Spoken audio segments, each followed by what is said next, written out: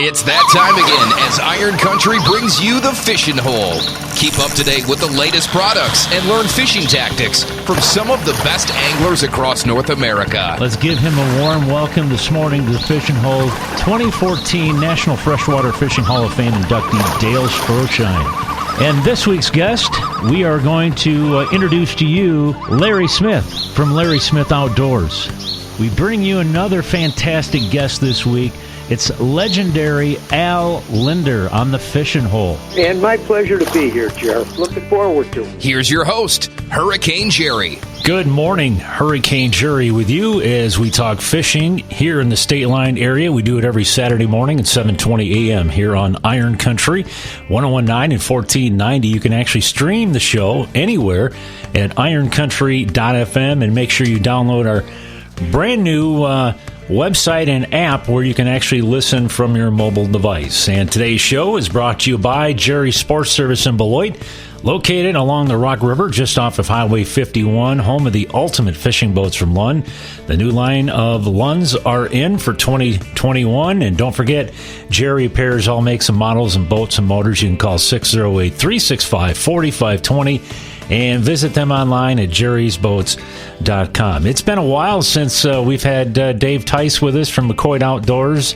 And Dave, welcome back. It's been a while, and I know a lot of our listeners are probably getting the urge to possibly maybe take care of that bucket list trip to North Dakota, and very well known for the jumbo perch this time of the year, but also great... you could say population of walleyes and pike, and I would say white bass too, right, Dave? Yeah, good morning, Jerry. Yeah, it's got a really high abundance of white bass right now, and the walleye population is super strong. So the summertime fishing for the white bass is really, really good, and the walleyes continue to be good year-round. And pike is pretty good. You get population of pike out there too.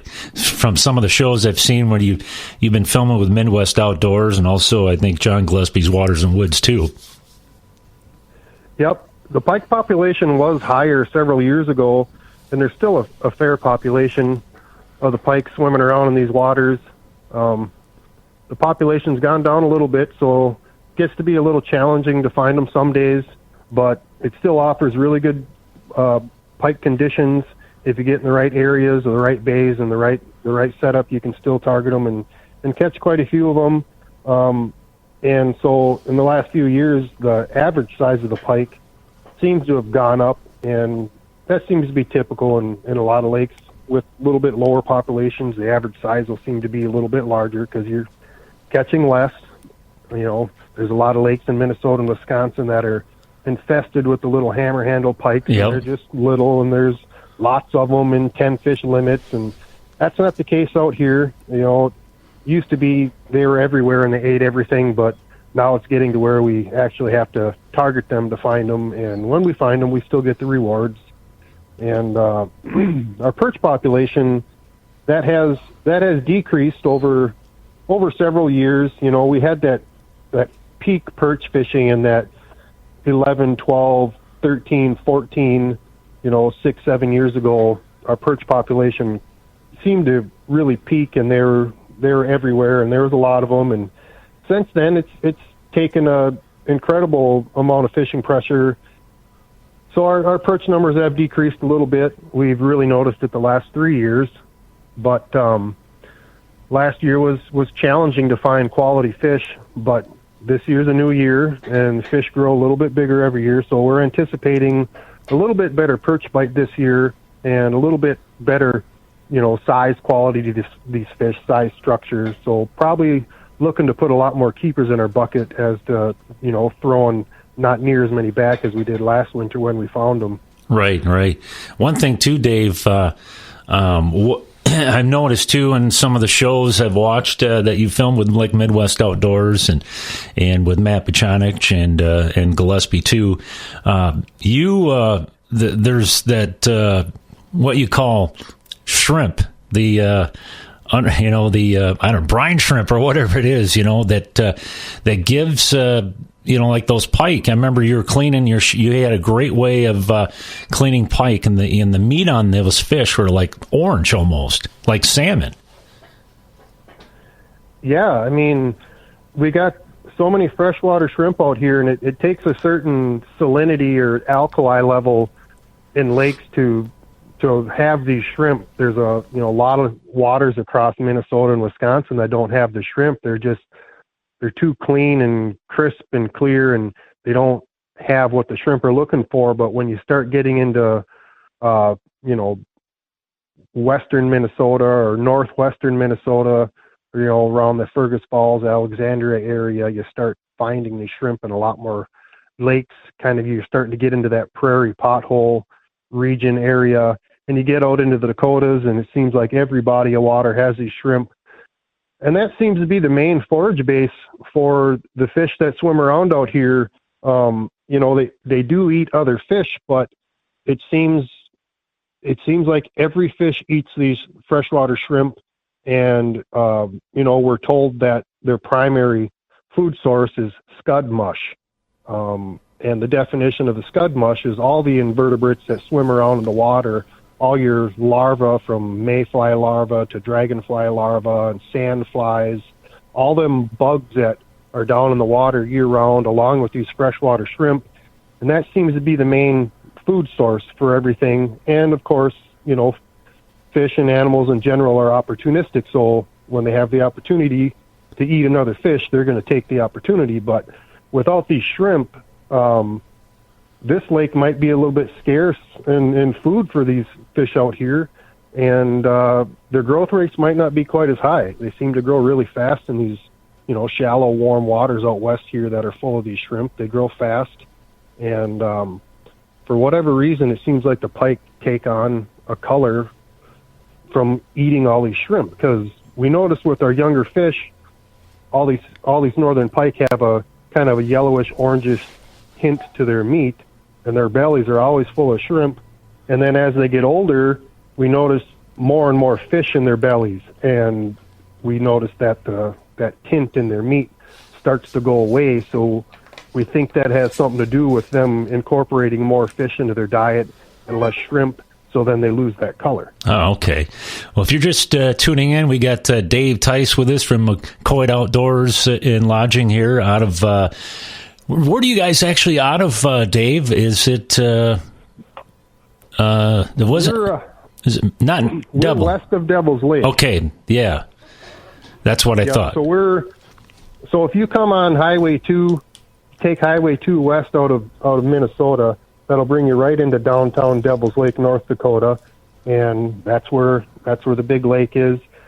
Now, if you go west out of the city of Devil's Lake on Highway 19, that brings you over to the west side of the lake, and we're just south of there on US Highway 281. Okay. We're in a small town called Minnewacan. Yeah, that's right. On the west shores of Devil's Lake. My backyard overlooks the area of the lake that we call the Minnewacan Flats, and that's my home water, the primary area I fish, even though I do get over to the east side of the lake, and I do target some of the smaller bodies of water around here also. Right, okay. Yeah, if you're just tuning in, like I said, we got Dave Tice with us from McQuoid Outdoors and Lodging, and today's show is brought to you by Sullivan Tip Downs, made by skilled tool makers in Eau Claire, Wisconsin. Like them on Facebook and watch on Mondays for a chance to win on Make Your Mondays Not Suck. You can visit sullivantipdown.com, and let's talk perch.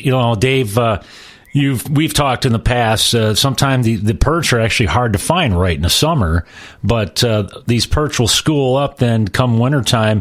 Now, as for depths and stuff, how deep are you targeting, and what type of line, type of rod and reel you're using, and some of the spoons or type of tactics you're doing to catch perch? Well, we got early ice conditions right now, so we're not able to get all around the lake. We're still waiting for good ice on these deep waters and the deep bays that we have a little bit farther east on Devil's Lake. So primarily we're fishing, the west and the north end of this big body of water. And early season, I tend to target shallower water. We got a great shallow water walleye bite in the mornings and evenings, and a lot of these perch on this west end of the lake that freezes first.